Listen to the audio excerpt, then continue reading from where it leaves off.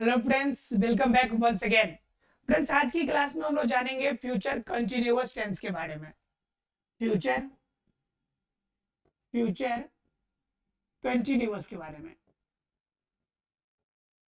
Future continuous tense क्या कहता है? फ्यूचर कंटिन्यूअस टेंस कहता क्या है? तो फ्यूचर कंटिन्यूअस टेंस कहता है कि हम प्रयोग कहाँ किए जाएंगे। तो कह रहा है कोई भी घटना जो फ्यूचर की हो, घटना कौन सी हो? जो फ्यूचर की घटना हो, और साथ में उनके अंदर कंटिन्यूटी भी हो, मतलब लगातार काम हुआ हो, कुछ दिनों तक लगातार काम हो रहा हो, काम हो रहा हो। तो इस घटना को हम क्या कहेंगे? इस फ्यूचर की लगातार होने वाली घटना को हम फ्यूचर कंटिन्यूअस के नाम से जानेंगे। अब फ्यूचर कंटिन्यूअस टेंस की बात होती है कि अगर समझ गए तो इसका यूज कहां करेंगे हम? तो कहता है क्या कि कोई भी स्पेसिफिक टाइम पे, कि यानी कि समय दिया हो आपके पास, उस स्पेसिफिक समय में कोई काम जो होगा, कोई भी वर्क होगा, उसे आपने कंटिन्यू किया हो, कोई वर्क कंटिन्यू का कोई प्लानिंग हो, कंटिन्यू की प्लानिंग हो, तो उसमें हम किसका यूज करेंगे? तो उसी प्लान को फुलफिल करने को हम क्या कहेंगे? हम कहेंगे कि फ्यूचर कंटिन्यूअस का सेंटेंस होगा। जैसे एग्जाम्पल देखिए, आई will B dancing all night. एकदम बात हो गया तय कि आज रात में रात भर डांस करना है, एकदम मस्ती, फुल ऑन एंजॉय। ठीक है, मतलब क्या, पूरी मस्ती में रहना है, सारी रात आज डांस करना है। कोई आपकी प्रोग्राम होगी, बड़ी खुशी होगी कोई बात की, तो यह जो डांसिंग का केस है, यह पूरी रात डांस की प्लानिंग है। तो यह डांस की प्लानिंग स्पेसिफिक टाइम में हो गया। यह ऑल नाइट का मतलब क्या हो गया? स्पेसिफिक टाइम की बात हो गई, और उस स्पेसिफिक टाइम में आप इस डांस करने को कंटिन्यू करेंगे, इस डांस को लगातार करते रहेंगे। तो जब किसी स्पेसिफिक टाइम के अंदर किसी घटना को, किसी कार्य को आप कंटिन्यू एकदम रनिंग करेंगे, तो वह घटना आपकी क्या कहलाएगी? वह घटना कहलाएगी आपकी फ्यूचर कंटिन्यूअस टेंस की। क्लियर है आपको? यानी किसी भी स्पेसिफिक टाइम स्लॉट में जब भी किसी वर्क को करेंगे, तो वह घटना क्या कहलाएगी? वह घटना कहलाएगी फ्यूचर कंटिन्यूअस टेंस। एक और एग्जांपल देख लीजिए आप, जैसे आई विल बी प्लेइंग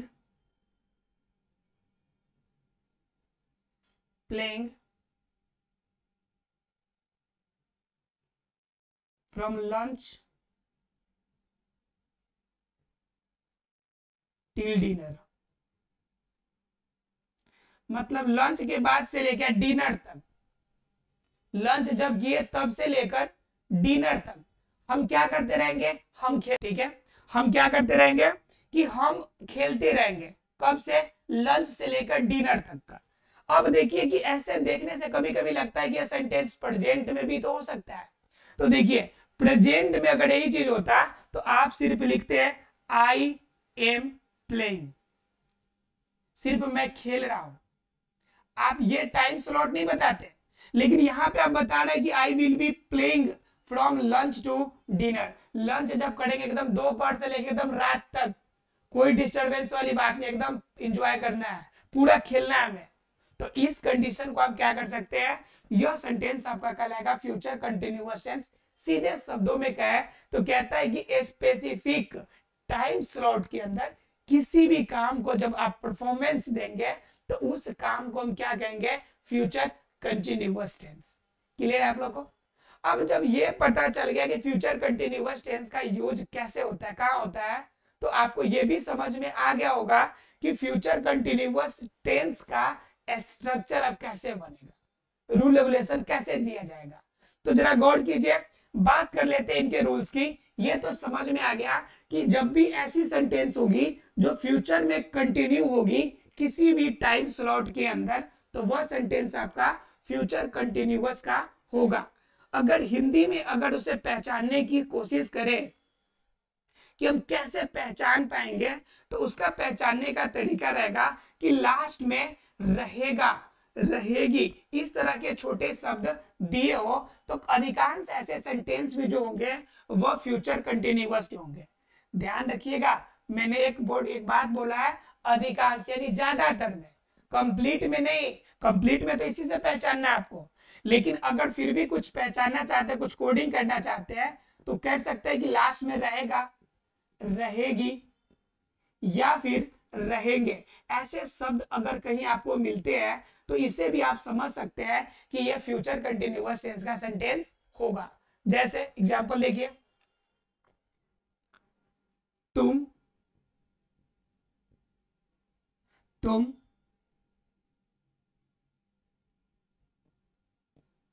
3 बजे से मुझे पढ़ाते रहोगे। थोड़ा रिस्पेक्ट देते हैं क्योंकि पढ़ाने की बात हो रही है, तो तुम के जगह पे क्या कर देते हैं, आप कर देते हैं। आप 3 बजे से मुझे पढ़ाते रहेंगे। तो देखिए यहाँ पे रहोगे वाली बात आ गई, यानी कि रहेंगे वाली बात आ गई। अब जब ऐसा केस आएगा तो ये सेंटेंस क्या हो जाएगा, फ्यूचर कंटिन्यूअस की हो जाएगी। सेंटेंस क्या हो जाएगी, फ्यूचर कंटिन्यूअस की। क्लियर है आप लोग को? तो ऐसे सेंटेंस देखकर भी आप पहचान लेंगे कि ये सेंटेंस कैसा होगा, फ्यूचर कंटिन्यूअस की होगा। अब जरा बात कर लेते हैं कि इनके रूल बनाने का तरीका क्या होगा। ठीक है, तो रूल कहता है कि पहले तो आपको लगाना पड़ेगा सब्जेक्ट। क्या लगाना पड़ेगा, सब्जेक्ट। किसके लिए बात कर रहे हैं हम लोग, एसर्टिव सेंटेंस के अफर्मेटिव की बात कर रहे हैं। एसर्टिव सेंटेंस है, लेकिन इसमें भी अफर्मेटिव जो सकारात्मक तथ्य होते हैं उनकी बात कर रहे हैं। सब्जेक्ट के साथ क्या लगाना है, शैल और विल, इन दोनों में से कोई एक लगा लेना। आपका शैल लगाइए, विल लगाइए। उसके साथ क्या लगाना है, बीई लगाना है, मतलब कि वी लगाना है। और इसके बाद इसमें लगाना है वर्ब वन के साथ आईएनसी, इसका यूज करना है। उसके बाद क्या करना है कि आपको जितने भी अदर वर्ड्स आपको मिल जाए, इन अदर वर्ड्स को इसमें शामिल कर लेना है। बस इतनी सी तो बात है, आपको आसानी से कर सकते हैं। जरा देखिए इसको करके कि आप 3 बजे से मुझे पढ़ाते रहोगे। अब इस पे ट्राई कर लेते हैं सेंटेंस को। यहाँ पे कह रहा है पहले सब्जेक्ट, तो इसमें देखिए काम कौन कर रहा है, पहले आप कर रहे हैं, तो सब्जेक्ट भी आप हुए, तो यहाँ पे हो जाएगा यू। अब पूछ रहा है कि सेल लगाइए कि विल लगाइए। अब बताइए यू के साथ क्या लगेगा, तो मैंने कल बताया था एक गोल्डन रूल कि आई और वी, याद रखना है सिर्फ आई और वी के साथ सेल, और बाकी जो भी बच जाए उन सब के साथ विल। ये बताया था कि नहीं कल मैंने, आई और वी के साथ सेल, इसके अलावा जो बच जाए सबके साथ विल। तो क्या हो जाएगा यू, यू के साथ क्या हो जाएगा विल। क्लियर है, क्योंकि आई और वी तो है नहीं, तो विल लग गया। उसके साथ सभी में लगाना है बीई, बीई सभी में लगेगा तो बी लगा दिए। अब ढूंढना है वर्ब, कि वर्ब कौन सा इसमें, तो वर्ब कौन है आपका, पढ़ाने की बात।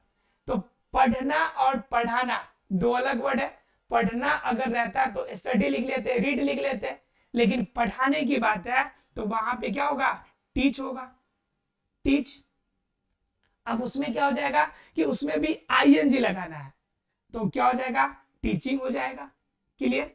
अब उसके बाद कह रहा है कि जितना भी अदर वर्ड बच जाओ, तो अदर वर्ड में क्या होगा कि 3 बजे से मुझे पढ़ाना है, तो किसे पढ़ाना है, तो मुझे पढ़ाना है, तो मी हो जाएगा। क्लियर। उसके बाद क्या, कब से, तो 3 बजे से। तो यहाँ पे याद रखिएगा कि फ्रॉम का इस्तेमाल कीजिएगा, यहाँ पे सिंस का इस्तेमाल नहीं करना है। ठीक है, 3 o'clock कर लीजिए, 3 o'clock अर्थात कि 3 बजे से। ध्यान रखिएगा एक घटना आगे होने वाली है, अभी हुई नहीं है। सिंस का प्रयोग करते जब घटना हो गई है, लेकिन ऐसी हो नहीं रही है, ये होने वाली है, तो सिंस के जगह पे हम किसका इस्तेमाल करेंगे फ्यूचर में, हमेशा सिंस की जगह पे फ्रॉम का यूज करेंगे, ये ध्यान रखिएगा। क्लियर है आप लोगों को? तो ये सेंटेंस क्या बन जाएगा हमारा, फ्यूचर कंटिन्यूअस का टेंस बन जाएगा। और एसर्टिव क्लियर हो गया आप लोगों को? क्लियर है। अब एसर्टिव क्लियर हो गया, तब जान लेते हैं थोड़ा सा किसके बारे में, निगेटिव सेंटेंस के बारे में। अब बात करेंगे किसकी, निगेटिव की। तो निगेटिव का एक गोल्डन रूल, और वो गोल्डन रूल क्या है, वो है कि तीसरे नंबर पे क्या लगाना है, नोट लगाना है। हमेशा याद रखिएगा तीसरे नंबर पे नोट। रूल कहीं जाए, लेकिन तीसरा नंबर नॉट का छोड़ के जाए। पहले सब्जेक्ट, फिर लगा लिया हम शैल और विल।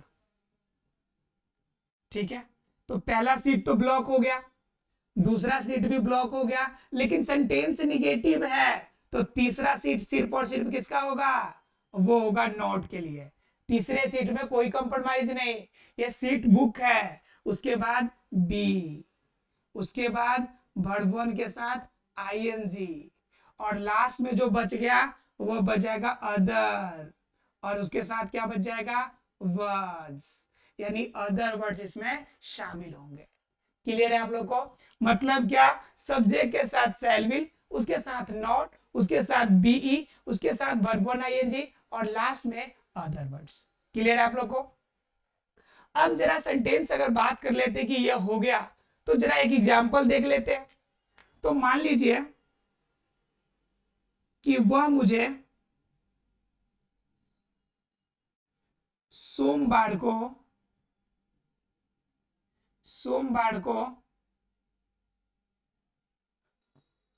अगले क्लास में प्रमोट करेगा या करता रहेगा। ठीक है, मतलब क्या? कि वह, मतलब कि वहां के जो टीचर है वो हमें प्रमोट कर देंगे अगले क्लास में। कब? तो सोमवार के दिन। अब ये सेंटेंस हो गया। अब सिंपल इसको बना के देखिए, तो वह क्या हो गया? सब्जेक्ट, तो सब्जेक्ट के लिए क्या हो जाएगा? ही। क्लियर? उसके बाद शैल या विल लगाना है, तो ही के साथ शैल या विल, तो ही के साथ लगेगा विल। ठीक है, और विल के साथ कह रहा है कि नॉट लगाना है, ना भूले।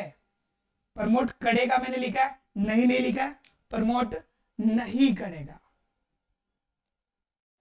प्रमोट नहीं करेगा। क्लियर है? तो जब नॉट लग गया, निगेटिव लग गया, तो इसके साथ क्या लगाइएगा? नॉट लगाइएगा। ही विल नॉट क्या नहीं करेगा भाई? तब प्रमोट नहीं करेगा, तो प्रोमोटिंग, प्रोमोटिंग, प्रोमोटिंग। कब, कहां पे? तो अगले क्लास में। तो अदर वर्ड से आ जाएंगे, अदर वर्ड्स में प्रोमोटिंग नेक्स्ट क्लास। कब नहीं करेंगे भाई? तो सोमवार को।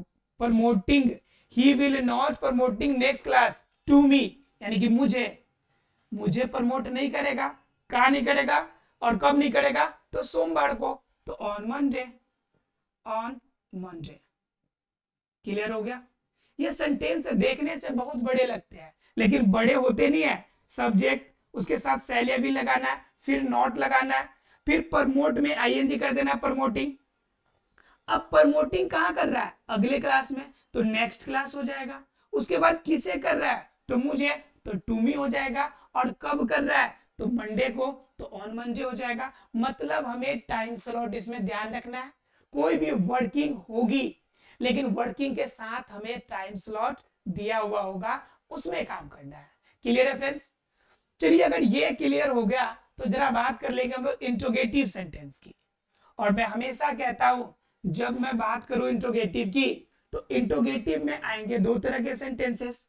एक ऐसे सेंटेंस जिनसे हमें ये मिले कि इनका आंसर हाँ या ना में होगा, और एक ऐसा क्वेश्चन जिनका आंसर हमें देना पड़ेगा डिटेल्स में। अब जरा देख लेते हैं कि दोनों सेंटेंस को एग्जाम्पल और स्ट्रक्चर के माध्यम से समझने की कोशिश करते हैं कि इंट्रोगेटिव सेंटेंस बनेंगे कैसे। ठीक है,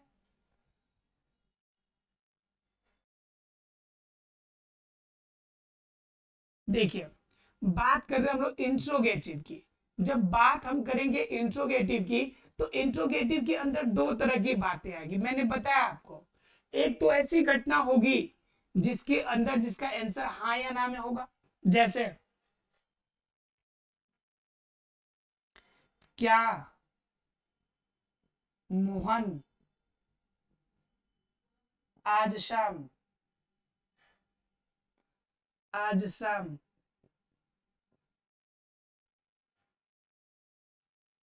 भाषण दे रहा होगा?